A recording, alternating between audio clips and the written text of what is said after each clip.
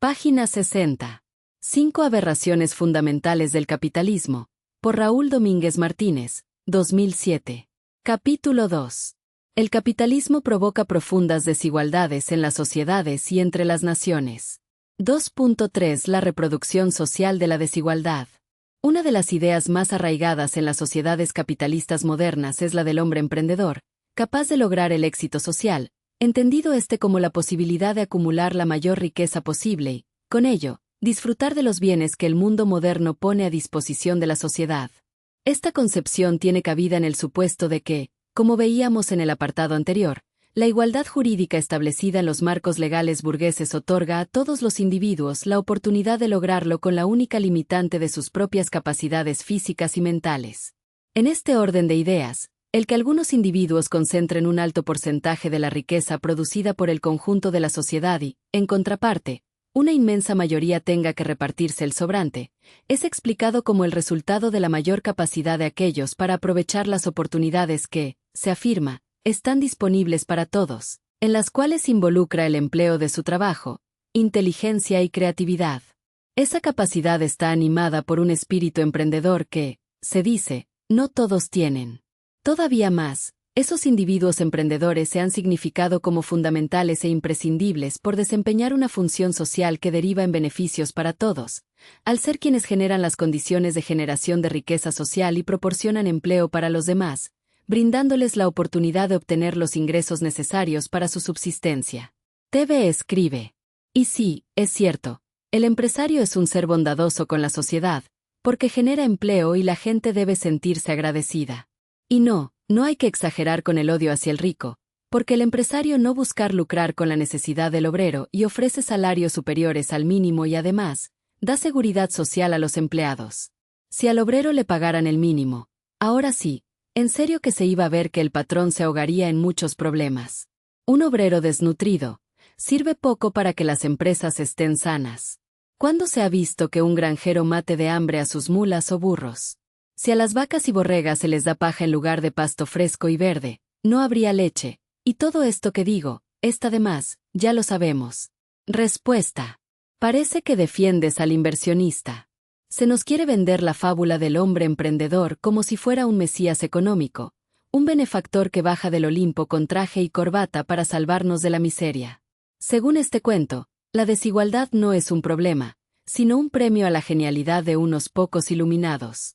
¡Qué maravilla! El rico es rico porque es más listo, más creativo, más trabajador, y el pobre, pues porque no se esfuerza lo suficiente. ¡Qué explicación tan cómoda para quienes ya tienen el bolsillo lleno! La llamada igualdad jurídica es el maquillaje barato del sistema.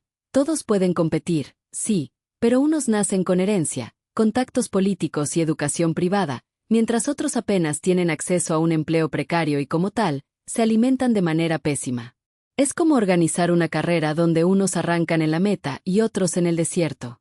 Y luego se nos dice que el resultado es justo. El argumento estrella es que los emprendedores dan empleo. ¡Qué generosidad! Nos ofrecen salarios mínimos, contratos basura y jornadas interminables, mientras ellos se embolsan las ganancias.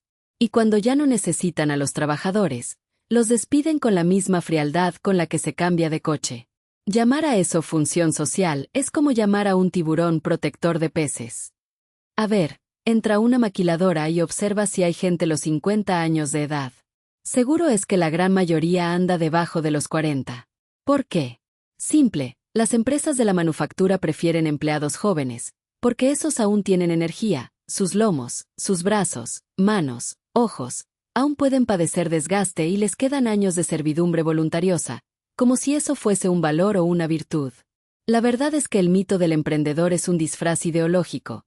Sirve para justificar que unos pocos acumulen obscenamente la riqueza mientras la mayoría sobrevive con las obras.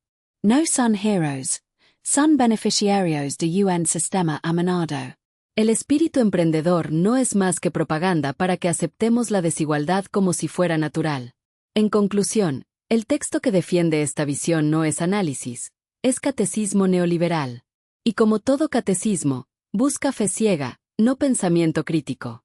El autor escribe: en realidad, como en otros sistemas económicos, En el capitalismo la acumulación de riqueza depende de la capacidad de algunos para apropiarse del trabajo de otros, usufructuándolo en su beneficio particular, con lo que en la forma inherente a su funcionamiento reproduce inevitablemente la desigualdad. Aquí, la premisa es obligada. El acaparamiento de riqueza presenta, como consecuencia, condiciones de penuria para la contraparte.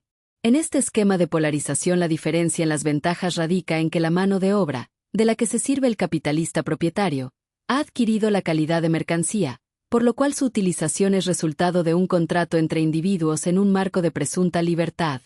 Lo que evidentemente es efecto de un proceso histórico con una compleja red de circunstancias que resultan ajenas a los actos volitivos de los individuos involucrados. Ello supone la posibilidad de apropiarse del trabajo ajeno con la menor inversión posible en el uso de coerción implícita, ya que parte teóricamente del intercambio autónomo y libre de los individuos. TV escribe: el capitalismo en México no es teoría, es carne viva. Basta entrar a una maquila en Tijuana, Ciudad Juárez, Nogales, Silao, Guanajuato, Guadalajara, etc., para ver cómo funciona la máquina de la desigualdad. Obreros doblando la espalda 10 horas al día, respirando polvo tóxico, vapores venenosos, ganando un salario que apenas alcanza para frijoles y tortillas. Mientras el dueño de la planta vive en San Diego o en Allen, Texas o en Metepec, Estado de México, rodeado de lujos que jamás pisarán las manos de los obreros que fabrican su riqueza. Esa es la libertad contractual que tanto pregonan. El obrero firma porque no tiene otra opción, porque afuera lo espera el hambre, no porque sea un acuerdo justo. La riqueza aquí no se genera, se roba. Se arranca de las manos callosas de miles de trabajadores que producen millones de dólares en mercancías, mientras reciben centavos. El capitalista no necesita látigo ni cadenas, porque el sistema ya los tiene amarrados. La necesidad, la falta de alternativas, el miedo a perder el poco ingreso que sostiene a la familia. Esa es la coerción disfrazada de libertad. La desigualdad no es un accidente, es el diseño social. El patrón acumula porque el obrero se vacía. Cada peso que engorda la cuenta del empresario es un peso arrancado de la mesa del trabajador. Y cuando se dice que dan empleo, lo que realmente hacen es comprar vidas baratas, exprimirlas hasta que se desgastan y luego desecharlas como piezas rotas. En Tijuana, en Ciudad Juárez, en cualquier ciudad maquilera, la realidad es brutal. El capitalismo convierte a la gente en mercancía, en engranes desechables de una máquina que nunca se detiene. No hay romanticismo emprendedor ni igualdad jurídica que valga.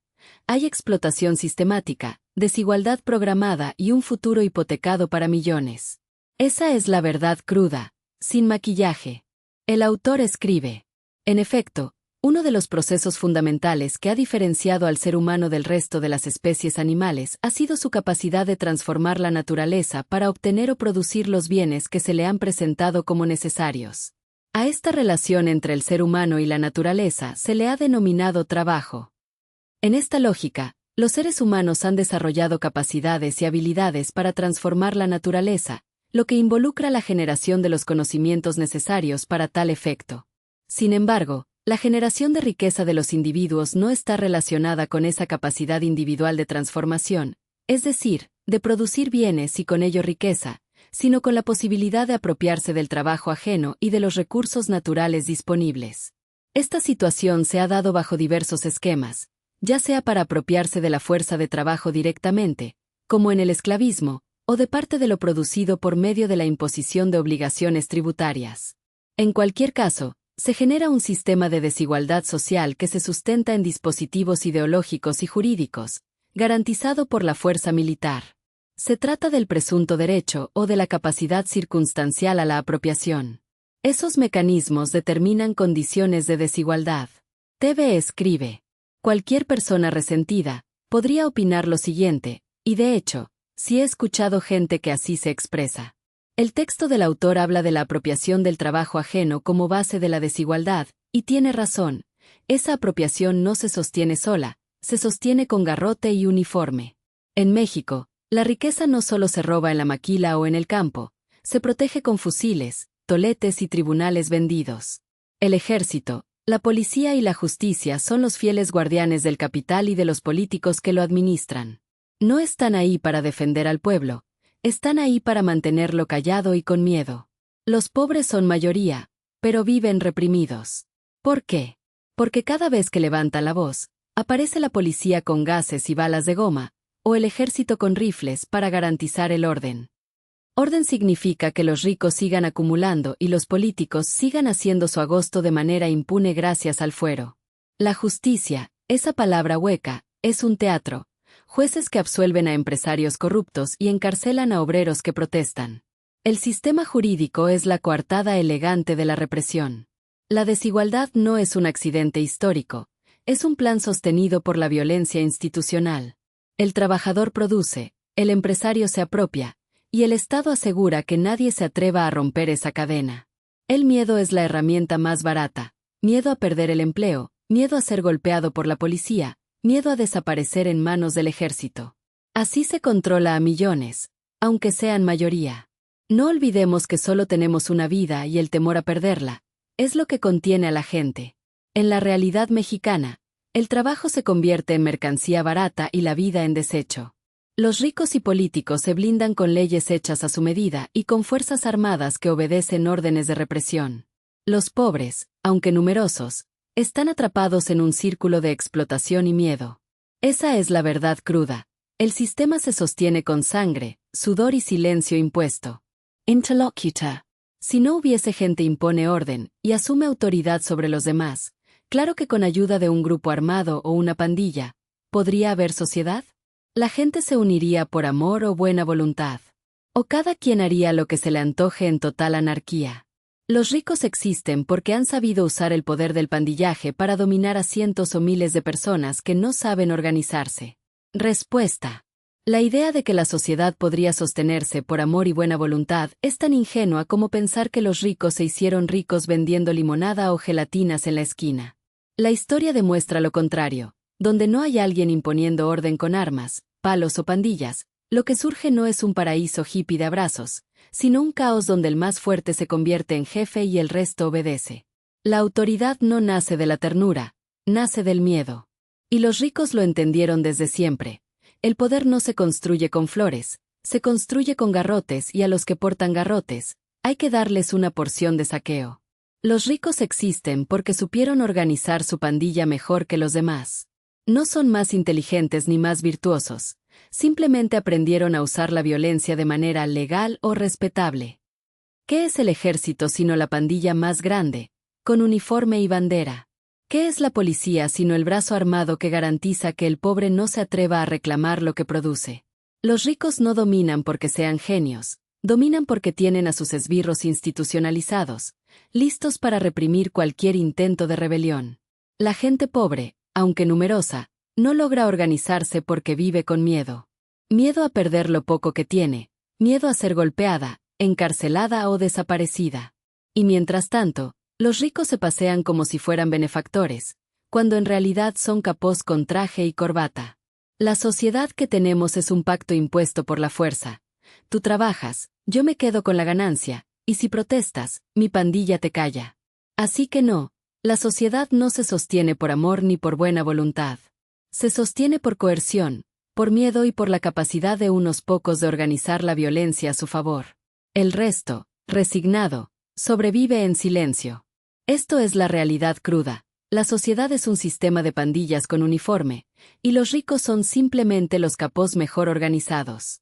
Interlocutor. Entonces, el capitalismo es una especie de pandillerismo, donde el que tiene mayor poder militar o económico somete a los países atrasados. Respuesta. Voy a decirlo sin rodeos. Sí, el capitalismo global funciona como un pandillerismo elegante, con corbata y discurso sobre libertad de mercado. Todo el panorama social que vemos no es una ilusión respecto a la relación de abusador y abusado. El que tiene más poder militar y económico se convierte en el capo mayor, y los países atrasados terminan siendo el barrio explotado, obligado a pagar cuotas en forma de tratados comerciales desiguales, deuda externa y mano de obra barata. Pocos son los capós, y decenas son los sometidos, de otro modo no funciona el sistema. Si todos están en el mismo nivel, solo habría tensión y amenaza de conflictos de todo tipo. Además, no habría a quien esquilar o exprimirle la energía. Los ricos, en este caso, las potencias, no se sostienen por su genio emprendedor, sino porque tienen ejércitos, corporaciones y bancos que actúan como su pandilla organizada. ¿Qué hace un cartel en un barrio? Cobra protección, cobra derecho de piso, controla el territorio y reprime a cualquiera que se rebele. ¿Qué hace una potencia capitalista? Exactamente lo mismo, pero con tanques, aviones y FMI. La retórica de la libertad es el disfraz. Se habla de libre comercio, pero en realidad es comercio vigilado. Si un país pobre intenta salirse del guión, se le bloquea, se le sanciona o se le invade, y si alguien pretende ayudar al rebelde, también recibe sanciones. El miedo es la herramienta más barata y más efectiva. Los países atrasados saben que no pueden enfrentarse a la pandilla global, así que obedecen, aunque sean mayoría en población y recursos. Los herbívoros, siendo cientos, no atacan al depredador, corren por su vida. El capitalismo internacional es un sistema de pandillas jerárquicas.